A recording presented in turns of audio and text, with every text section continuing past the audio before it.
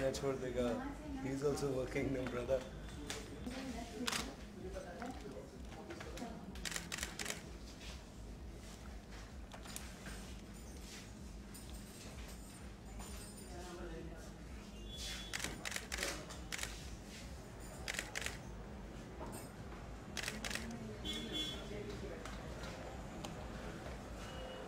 Can you hold something like a sketch or something in the other hand and then you can do it? I can put the sketch. बहुत ये लगे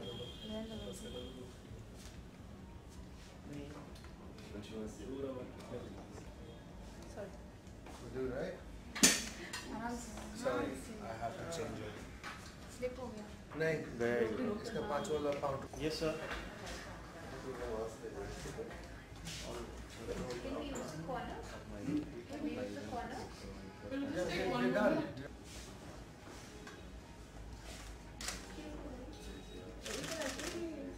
Acting easily or at all?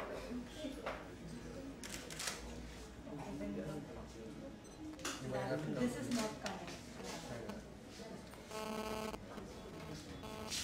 So only you can hold it in your hand.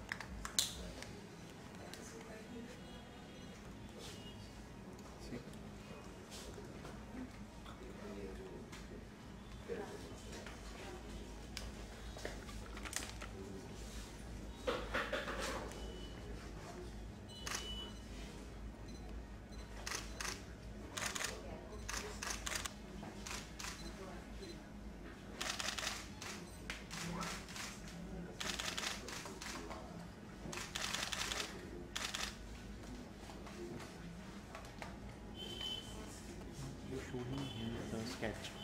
No, actually holding it as if he's seeing it. Yeah.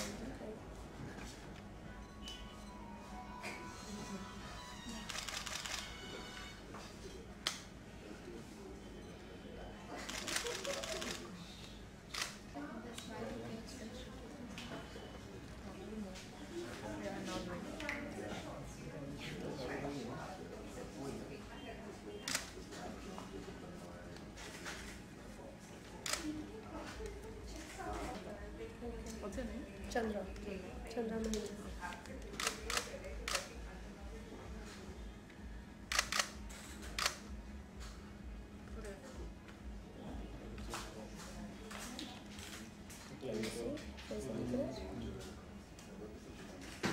Inside, outside, everything.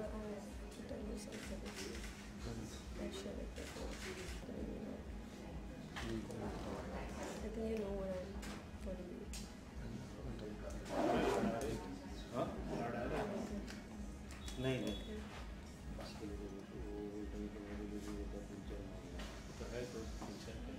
हो गया ना उसका.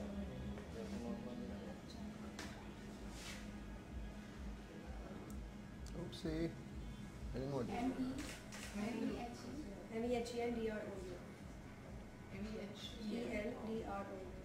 Chandra, look at your tattoo. Nikhil, your full name? Nikhil Sachdeva. Nikhil ji सबसे पहले तो कहना चाहेंगे कि रोडीज़ में आपने जो है जीत गए रोडीज़ और अभी टैटू तो मतलब कितना मुश्किल होता है टैटू बनाना और क्या कहना चाहेंगे नरेंद्र मोदी जी का टैटू बना रहे हो आप See, honestly, टैटू बनाना मुश्किल होता है पर अब मेरे लिए बिल्कुल मुश्किल नहीं है. इनिशियली जब मैंने टैटू बनाना शुरू किया था तो यूट्यूब नहीं होता था कि यूट्यूब पे देख लो कैसे करते हैं क्या चीज़ और आप सीख सकते हो वहीं से 30 सेकंड्स के अंदर. That was not my case. मेरे केस में मुझे स्ट्रगल करना पड़ा टैटूइंग के प्रोफेशन के अंदर भी. And before Narendra Modi I mean I have tattooed few like मैंने भगत सिंह का टैटू बनाया है, मैंने सुभाष चंद्र बोस का टैटू बनाया है. मतलब देर आर पेट्रियट्स जो मतलब देशभक्त लोग हैं बनवाते हैं इस तरह के टैटूज. मोदी जी का concept was the first time और अच्छा लगा काफ़ी बना के, because the thought was new, inspiration was new, काफ़ी लोगों को इंस्पायर किया उन्होंने. So the time this girl came up with the thought कि she is writing a script and on mister Modi and she wants something tattoo related to that. I came up with the thought कि why not a portrait? I'll give you something जो एकदम Mr. Modi जैसा लगेगा. That will be an inspiration itself. उनको ये idea पसंद आया and we made it.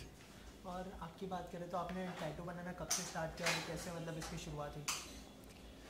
See, tattoo बनाना मुझे 8 साल हो गए, 7-8 साल हो गए tattoos बनाते हुए.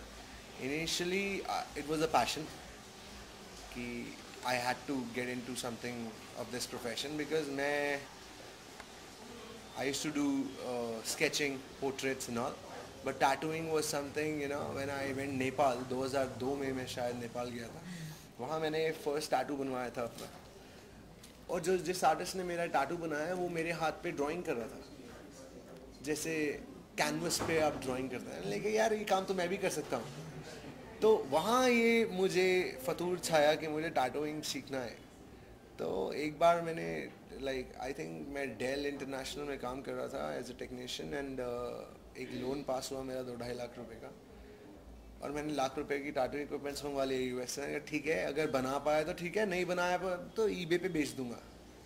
सो that's where I gambled with myself. This is my first tattoo. इस पर मैंने सीखा है JESUS. इसके ऊपर मैंने 3 बार काम करा and I learn on this. जब ये बनाया तो लोगों ने कहा कि अरे यार तूने बना लिया, मेरे भी बना.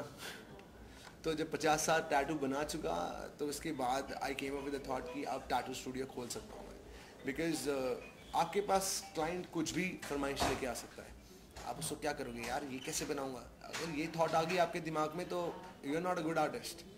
First you have to be a good artist, then you can become a tattoo artist. It's like that.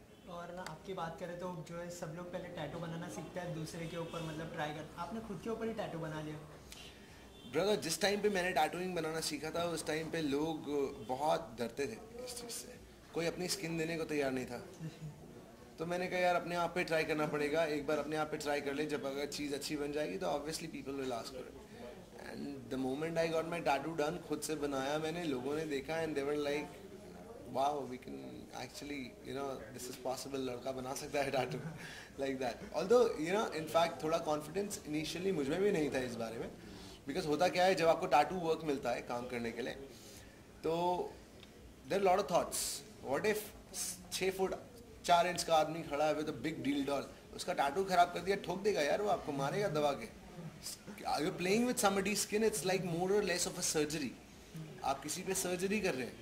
एक एलियन सी चीज़ है कलर जो हम आपके शरीर के अंदर डाल रहे हैं, आपकी स्किन पे बिलोंग नहीं करता.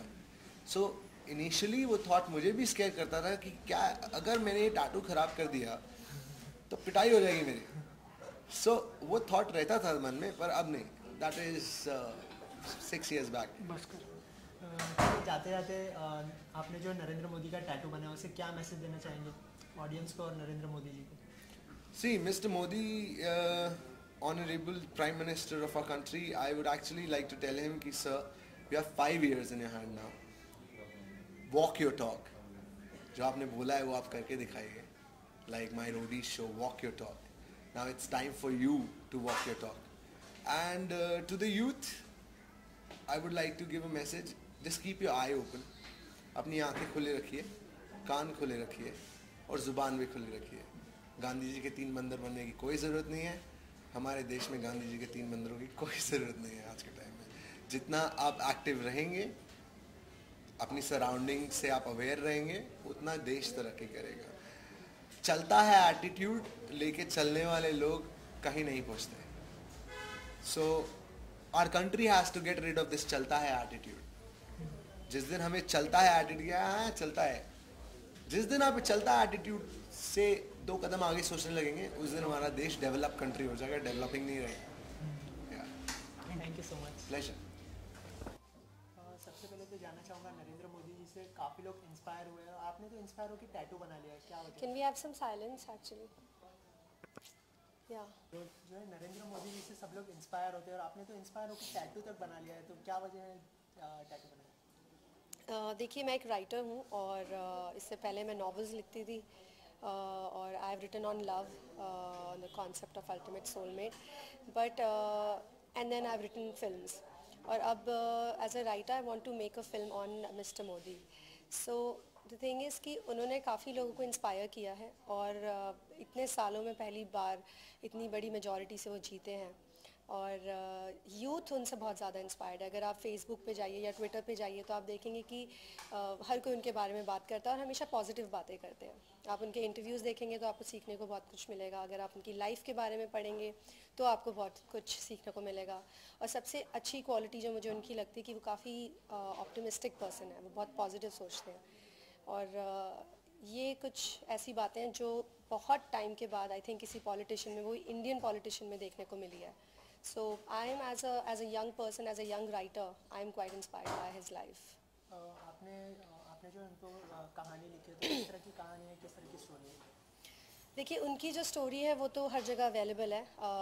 उनकी स्टोरी हम सब जानते हैं, कैसे उन्होंने हिमालय पे गए थे, वहाँ पे कुछ टाइम स्पेंड किया था, कैसे उन्होंने अपना टी स्टॉल खोला था, और फिर कैसे उन्होंने सोशल सर्विस करी और गुजरात का तो पूरा नक्शा ही चेंज कर दिया उन्होंने, और अब इतनी बड़ी मेजॉरिटी से वो जीते हैं. After Rajiv Gandhi time I think वो पहले हैं जो कि इतनी बड़ी मेजॉरिटी से जीते हैं.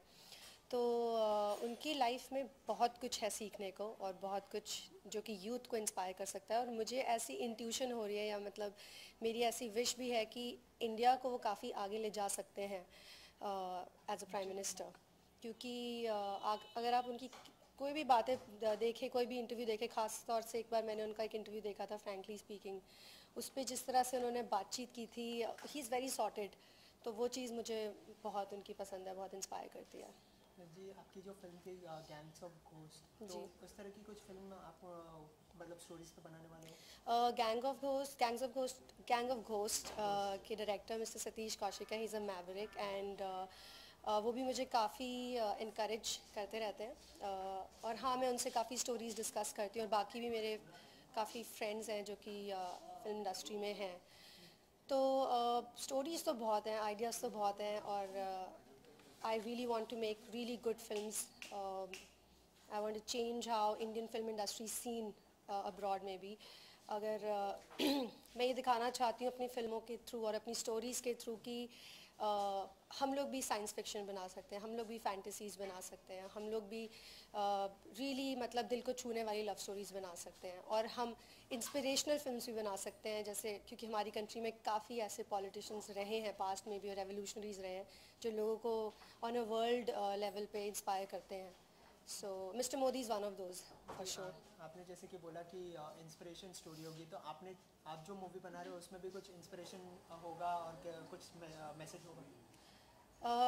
डेफिनेटली होगा, और अभी ऑलरेडी है. छोटी छोटी बातें, जैसे कि आप ये देखिए, अभी टेक्स्ट बुक्स में मिस्टर मोदी को की लाइफ को डाला जा रहा था, बट उन्होंने खुद ही ट्विटर पे अपडेट कर दिया कि I don't think it's a good idea. तो he is tech savvy, he is like a new age politician who knows so many things. सो मुझे लगता है कि काफ़ी इंटरेस्टिंग है उनकी लाइफ और उनका स्ट्रगल. वो रैग्स टू रिचेस की स्टोरी भी है एक तरह से देखा जाए, और वो काफ़ी ऐसे सेल्फलेस साउंड करते हैं जब वो बातचीत करते हैं, और he comes with an agenda. वो एक्चुअली में लगता है कि वो वाकई में देश को बदलना चाहते हैं. तो वो चीज़ मुझे अच्छी लगती है, क्योंकि me as a person I was very neutral when it came to politics और पॉलिटिशियंस. मैं कभी बातचीत नहीं करती थी, या इस तरह के डिस्कशंस में कभी अपने दोस्तों के साथ इन्वॉल्व नहीं होती थी. आज तक नहीं हुई. इवन जब इलेक्शंस इस बार चल रहे थे और इतनी ज़ोर शोर से हर जगह पे पब्लिसिटी और बातचीत हो रही थी, आई डोंट थिंक मैंने कोई एक भी ऐसा स्टेटस या कोई ऐसी कोई फ़ोटो डाली हो. सो मुझे लगता है कि उन्होंने मेरा ओपिनियन भी चेंज कर दिया कि मैं एक न्यूट्रल ए पोलिटिकल पर्सन हूँ, और मेरे जैसे इंडिया में बहुत होंगे, आई एम श्योर, स्पेशली जो यंग जनरेशन के हैं. क्योंकि हम लोगों को हमने बचपन से ही देखा कि स्कैम्स होते हैं, घोटाले होते हैं, पॉलिटिशियंस ऐसे होते हैं, वैसे होते हैं. Now we are kind of seeing a change. So ये चीज़ बहुत इंस्पायरिंग है, और ये बहुत बड़े लेवल पे हुआ है. So I think we have lot to learn from his life, and why not make an effort to do it. चलिए, जाते जाते ऑडियंस से क्या कहना चाहेंगे नई सरकार के बारे में और पीएम नरेंद्र मोदी जी के बारे में?